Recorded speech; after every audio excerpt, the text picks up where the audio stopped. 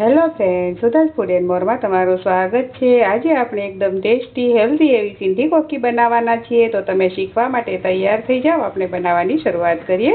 તો હવે સિંધી કોકી માટે અહીંયા મેં ઘઉંનો લોટ લઈ લીધો છે અને એમાં 2 ટેબલસ્પૂન મોણ નાખી દીધું છે।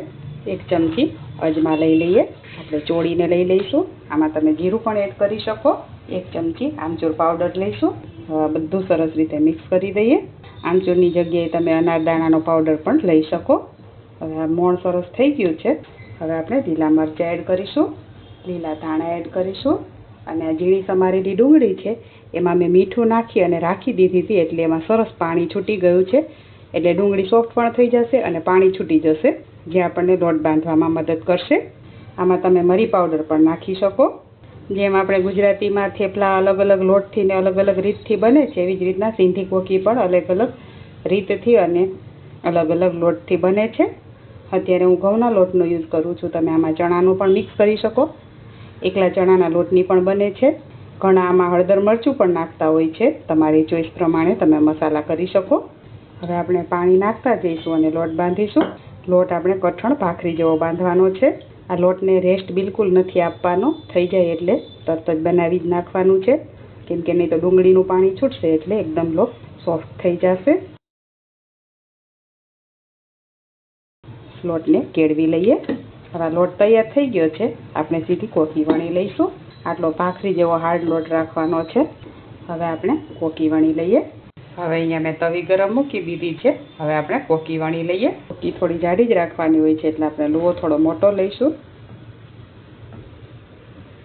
થોડું લોટનું વટામણ પણ લઈ લઈએ।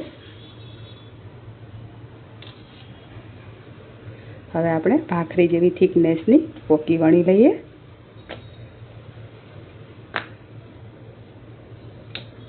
આમાં ડુંગળી ને મરચાં ને બધું નાખ્યું છે એટલે સાવ પાતળી થશે પણ નહીં અને આપણે બનાવવાની પણ નથી। હવે આપણે આમાં કાપા પાડી લઈએ, એટલે ફૂલે નહીં અને અંદર સુધી સરસ ચડી જાય। તમારી ચોઈસ પ્રમાણે તમે કાપા પાડી શકો। હવે આપણે કાપા પાડી અને કોકી તૈયાર થઈ ગઈ છે। તવી પણ ગરમ છે, કિનારીઓ આવી રીતના ફાટવી જોઈએ। હવે આપણી આ કોકી તૈયાર થઈ ગઈ છે, તવી પણ ગરમ છે, આપણે શેકી લઈએ।